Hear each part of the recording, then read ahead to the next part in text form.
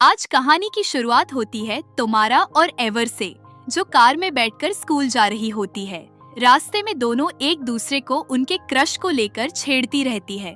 माहौल हल्का और मजेदार होता है। तभी बात करते करते तुम्हारा अपने क्रश की कुछ बुरी हैबिट्स के बारे में बोलने लगती है और इसी चक्कर में उसका ध्यान रोड से हट जाता है। उसी समय सामने से एक लड़का साइकिल चलाते हुए आता है और सीधा उनकी कार से टकरा जाता है, जिससे वो उछलकर पास पड़े कचरे के ढेर में जा गिरता है। ये लड़का कोई और नहीं बल्कि उनका ही क्लासमेट रैंडल होता है। टक्कर लगने के बाद वो गुस्से से भरा हुआ उठता है, लेकिन जैसे ही उसकी नजर तुम्हारा पर पड़ती है, उसका सारा गुस्सा अचानक शांत हो जाता है, क्योंकि वो दिल ही दिल में तुम्हारा को पसंद करता है। बिना देर किए वो तमारा से पूछ बैठता है कि क्या वो उसके साथ घूमने चलना चाहेगी। तमारा अभी कुछ जवाब देने ही वाली होती है कि तभी वहाँ डैनी आ जाता है, जो स्कूल का सबसे बदमाश लड़का माना जाता है। आते ही वो रैंडल के ऊपर अपनी ड्रिंक फेंक देता है और उसे बेइज्जत करता है। डैनी अपने दोस्त हंट और अपनी गर्लफ्रेंड जेसी के साथ होता है। ये तीनों स्कूल के सबसे रूड और बदतमीज स्टूडेंट्स होते हैं। इसके बावजूद तुम्हारा उनसे अच्छे से बात करती है, क्योंकि वो उनके जैसा बनना चाहती है और उसी ग्रुप में फिट होना चाहती है। दूसरी तरफ एवर को ये सब अच्छा नहीं लगता और वो रैंडल को लिफ्ट देने की बात करती है, लेकिन तुम्हारा साफ मना कर देती है। इसके बाद सीन स्कूल का होता है, जहाँ सभी बच्चे ट्रिप पर जाने के लिए तैयार खड़े होते हैं। माहौल में एक्साइटमेंट होता है, लेकिन तभी उनके पीटी टीचर लोरेंजो आते हैं और सभी के फोन जमा कर लेते हैं। उनका कहना होता है कि ट्रिप पर कोई भी फोन का इस्तेमाल नहीं करेगा, ताकि बच्चे नेचर को महसूस कर सके। इस पर एवर कहती है कि उसके पास तो फोन ही नहीं है, और ये सुनते ही बाकी सभी स्टूडेंट्स उसका मजाक उड़ाने लगते हैं। यहाँ तक कि लोरेंजो भी उसे इनडायरेक्टली चिढ़ाता है और बस ड्राइवर वैन से उसका फोन मांगता है, जिससे वो दिखाना चाहता है कि आजकल तो बस ड्राइवर के पास भी फोन होता है। एवर को ये सब सुनकर ऑकवर्ड महसूस होता है, लेकिन वो कुछ नहीं कहती। इसके बाद लोरेंजो एक छोटा सा स्पीच देता है, जिसमें वो बच्चों को समझाता है कि उन्हें नेचर के करीब रहना चाहिए और टेक्नोलॉजी से थोड़ा दूर रहना चाहिए। उसके बाद सभी बच्चे बस में बैठ जाते हैं और ट्रिप के लिए निकल पड़ते हैं। कुछ घंटों के सफर के बाद लोरेंजो को एहसास होता है कि बस गलत रास्ते पर जा रही है। वो तुरंत ड्राइवर वैन से इस बारे में बात करता है और दोनों के बीच बहस शुरू हो जाती है। इसी बहस के दौरान वैन का ध्यान सड़क से हट जाता है और अचानक बस किसी चीज से टकरा जाती है। टक्कर इतनी जोरदार होती है कि बस के शीशे पर खून फैल जाता है और वैन को सामने कुछ भी दिखाई नहीं देता। अब बस कंट्रोल से बाहर हो जाती है और पहाड़ से नीचे गिरने लगती है। बस के अंदर बैठे सभी बच्चे डर के मारे चीखने लगते हैं। इस एक्सीडेंट में कई बच्चे घायल हो जाते हैं और जेसी की नाक तक टूट जाती है। तभी उन्हें जंगल के अंदर कुछ अजीब सा हिलता हुआ दिखाई देता है और अचानक कोई चीज बस से टकराती है, जिससे पूरी बस हिल जाती है। माहौल और भी डरावना हो जाता है। इसी बीच बस के रेडियो पर एक इमरजेंसी मैसेज आता है, जिसमें एक सिविल डिफेंस ऑफिसर सभी को चेतावनी देता है कि उन पर केमिकल अटैक हुआ है और सभी को तुरंत अपने नजदीकी शेल्टर में जाना चाहिए। तभी बस के बाहर मौजूद वो अजीब चीज फिर से खिड़की पर टकराती है और इस बार पूरा कांच खून से भर जाता है। अब हालात और भी खतरनाक लगने लगते हैं। इसी दौरान लोरेंजो बस के दरवाजे के बाहर एक इंसान को खड़ा देखता है। उसे लगता है कि वो मदद मांग रहा है, इसीलिए वो दरवाजा खोलने का फैसला करता है। वैन और कुछ बच्चे उसे रोकने की कोशिश करते हैं, क्योंकि उन्हें शक होता है कि कुछ गड़बड़ है, लेकिन लोरेंजो उनकी बात नहीं मानता। जैसे ही वो दरवाजा खोलता है और उस इंसान से पूछता है कि क्या हुआ, वो इंसान अचानक उस पर झपट पड़ता है और उसके चेहरे को काटने लगता है। लोरेंजो बुरी तरह घायल हो जाता है और ज्यादा खून बहने की वजह से बेहोश होकर गिर जाता है। ये खौफनाक नजारा देखकर सभी बच्चे डर जाते हैं और समझ जाते हैं कि वो इंसान कोई आम इंसान नहीं बल्कि ज़ॉम्बी है। अब सभी बच्चे जल्दी जल्दी बस की इमरजेंसी एग्जिट से बाहर भागने लगते हैं। भागते वक्त कैंडिस नाम की एक लड़की का पैर फिसल जाता है और वो बस के अंदर गिर जाती है। बाकी बच्चे अपनी जान बचाने के चक्कर में उसके ऊपर से ही भाग जाते हैं, जिससे वो बुरी तरह चोटिल हो जाती है और उसके मुंह से खून निकलने लगता है। एवर उसे बचाने की कोशिश करती है और उसे बाहर खींचने लगती है, लेकिन तब तक बहुत देर हो चुकी होती है। ज़ॉम्बी उसके पैरों को पकड़कर उसे वापस अंदर खींच लेता है। इसके अलावा कुछ और स्टूडेंट्स भी ज़ॉम्बी के हाथ लग जाते हैं। बाकी बचे हुए बच्चे डर के मारे जंगल की तरफ भाग जाते हैं। इस अफरा तफरी में एवर जंगल में रास्ता भटक जाती है। चारों तरफ घना कोहरा होता है और उसे कुछ भी साफ दिखाई नहीं देता। लेकिन थोड़ी दूर चलने के बाद उसे तोमारा और बाकी के स्टूडेंट्स मिल जाते हैं। यहाँ साफ होता है कि अब सिर्फ डैनी, हंट, जेसी, तमारा, एवर, रैंडल और स्टीवन ही जिंदा बचे हैं। अब सभी एक साथ आगे बढ़ने का फैसला करते हैं और चलते चलते उन्हें एक पुरानी सी बिल्डिंग दिखाई देती है। उन्हें लगता है कि ये जगह उनके लिए सेफ हो सकती है, इसीलिए वे उसके अंदर चले जाते हैं। जैसे ही वे अंदर जाते हैं, डैनी का पैर फर्श पर पड़े खून पर फिसल जाता है और वो सीधे एक मरे हुए घोड़े की आंतों पर गिर जाता है। ये इतना गंदा और घिनौना होता है कि बाकी लोग उसकी मदद करने से भी मना कर देते हैं। आखिरकार डैनी को खुद ही उस हालत से बाहर निकलना पड़ता है। अब सभी उस बिल्डिंग से बाहर निकलने का फैसला करते हैं क्योंकि वहाँ रहना उन्हें अनसेफ लगने लगता है। लेकिन तभी दूर से ज़ॉम्बी जैसी डरावनी आवाजें सुनाई देती हैं और घबराकर वे तुरंत भागने लगते हैं। भागते भागते वे एक दूसरी बिल्डिंग में घुसते हैं और दरवाजे खिड़कियां बंद करके खुद को सुरक्षित करने की कोशिश करते हैं। फिर वे दो ग्रुप में बंट जाते हैं, जहां एवर, रैंडल और स्टीवन एक तरफ जाते हैं और डैनी, हंट, जेसी और तमारा।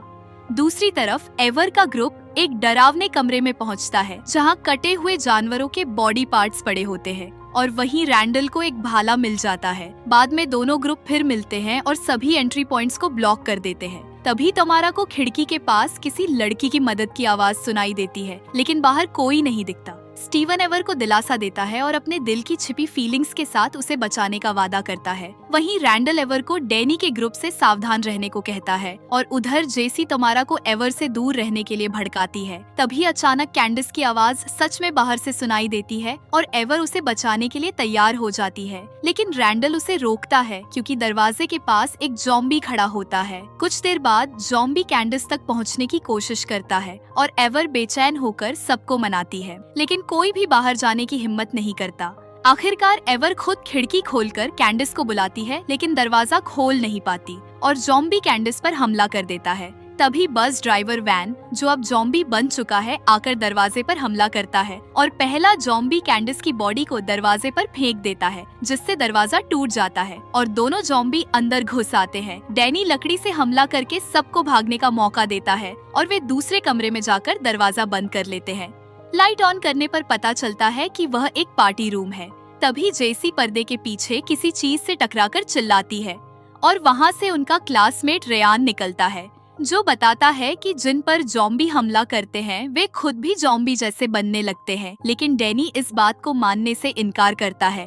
तभी पीछे से कई ज़ॉम्बी अंदर घुस आते हैं और सामने वैन खड़ा होने की वजह से उनका रास्ता बंद हो जाता है। वे पर्दे हटाकर रास्ता खोजते हैं और एक लकड़ी से बंद दीवार पाते हैं, जिसे रैंडल तोड़ देता है और सभी उस रास्ते से निकलने लगते हैं। लेकिन हंट पर्दे में फंस जाता है और ज़ॉम्बी उसे पकड़ लेते हैं, जबकि डैनी चाहकर भी उसे नहीं बचा पाता। दूसरी तरफ रेयान छेद में फंसकर घायल हो जाता है, जिसे एवर किसी तरह बाहर निकालती है। तभी एक ज़ॉम्बी एवर पर हमला करने आता है, लेकिन डैनी उसे बचा लेता है। आखिरकार सभी उस रास्ते से बाहर निकल जाते हैं और रैंडल पीछे से रास्ता बंद कर देता है। फिर वे भागते हुए एक और कमरे में पहुंचते हैं, जहां चारों तरफ डरावने पुतले रखे होते हैं। इस डरावने पुतलों वाले कमरे में पहुंचकर माहौल थोड़ा शांत होता है, लेकिन डैनी अभी भी हंट की मौत से अंदर ही अंदर टूट चुका होता है और गुस्से में एवर को दोष देता है कि अगर उसने कैंडिस की मदद करने की कोशिश न की होती तो ज़ॉम्बीज को उनके छिपने की जगह का पता ही नहीं चलता। तभी अचानक बस ड्राइवर वैन, जो अब ज़ॉम्बी बन चुका है, वहाँ आ जाता है और उन पर हमला कर देता है।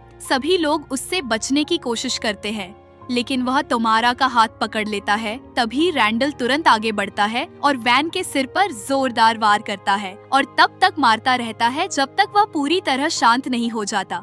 यह देखकर तमारा भावुक होकर उसे गले लगा लेती है।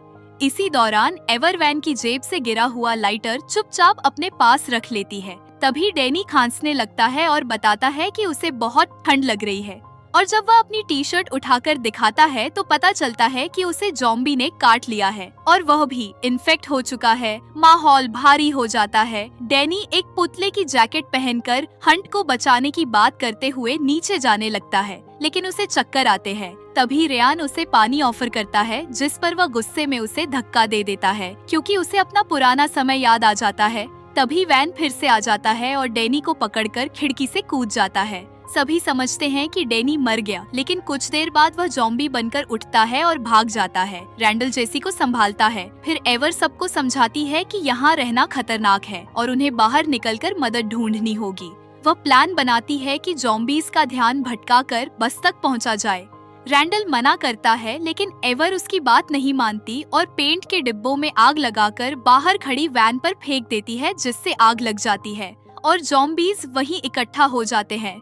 मौका देखकर एवर निकल जाती है और तुम्हारा को डांटकर कहती है कि उसे अपनी दोस्त का साथ देना चाहिए था। स्टीवन भी उसके साथ जाता है और दोनों बस तक पहुंचते हैं, जहां एवर लोरेंजो का टूटा हाथ देखकर डर जाती है और फोन ढूंढने पर सब टूटे मिलते हैं, जिससे वह रोने लगती है। तभी रेडियो में रिकॉर्डेड मैसेज मिलता है, जिससे पता चलता है कि केमिकल अटैक झूठ था। तभी स्टीवन उसे बेहोशी का इंजेक्शन लगा देता है और रैंडल के साथ उसकी सच्चाई सामने आती है कि दोनों ने मिलकर यह पूरा प्लान बनाया था। फ्लैशबैक में दिखता है कि वे बदला लेने और हीरो बनने के लिए यह सब कर रहे थे और चिप नाम का ड्रग डीलर भी उनके साथ था, जो नकली ज़ॉम्बी बना हुआ था। वह बताता है कि बस का एक्सीडेंट, नकली खून और ड्रग इंजेक्शन सब उसी का प्लान था, जिससे सबको कंट्रोल किया जा सके और याददाश्त भी मिट जाए। वैन भी उनके साथ मिला हुआ था। अब प्रेजेंट में एवर ये सब सुन लेती है और मौका पाकर चिप को बेहोश कर देती है। उधर रैंडल स्टूडेंट्स को पिंजरे में रखकर उन्हें ड्रग देकर तमारा, जेसी और रेयान को उनसे मरवाने का प्लान बनाता है और झूठ बोलता है कि एवर मर चुकी है, जिससे तुम्हारा टूट जाती है। लेकिन तभी एवर वहां पहुंचकर सच्चाई बता देती है और डैनी भी होश में आ जाता है। तमारा गुस्से में रैंडल पर हमला करती है। स्टीवन को पिंजरे में खींच लिया जाता है।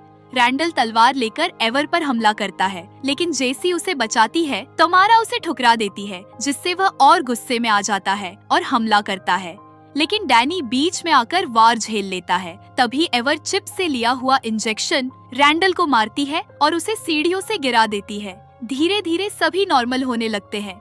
डैनी माफी मांगता है, लेकिन रैंडल फिर लौटता है और इस बार सभी मिलकर उसे हरा देते हैं और एवर उसे बेहोश कर देती है। कुछ घंटों बाद सभी ठीक हो जाते हैं। वैन को बांध दिया जाता है। डैनी रेयान से माफी मांगता है। जेसी कैंडिस से दोस्ती कर लेती है। एवर और तुम्हारा भी सुलह कर लेते हैं। सब बदल चुके होते हैं। वे चिप की बॉडी को बाहर निकालते हैं और बस ठीक करके वहाँ से निकलने लगते हैं। तभी लोरेंजो होश में आ जाता है और सभी डर जाते हैं, लेकिन वह जिंदा होता है। कुछ हफ्तों बाद एक टीचर रैंडल और स्टीवन को सुधारने का मौका देती है और इसी के साथ यह कहानी खत्म होती है।